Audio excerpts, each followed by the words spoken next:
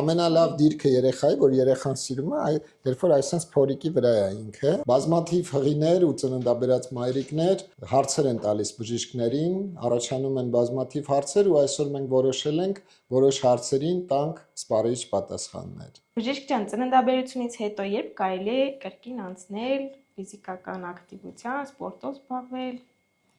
Շատ լավ հարց է, ինչի, որովհետև հաճախ կանայք թե լողանալու հետ կապված, թե քայլելու հետ կապված, թե հարազատները հորդորում են, որ կինը ավելի պասիվ լինի, բայց հավատացնում եմ, դա շատ կարևոր է ֆիզիկական ակտիվությունը։ Բնական ծննդաբերությունից հետո կարելի է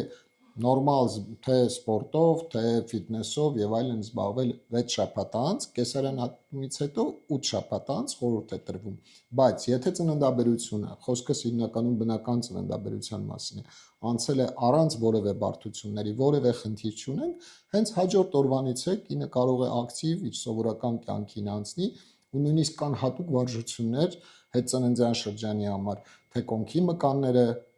լարելու համար, ավելի ամրացնելու համար, թե այդ ակտիվությունը նպաստում է այդ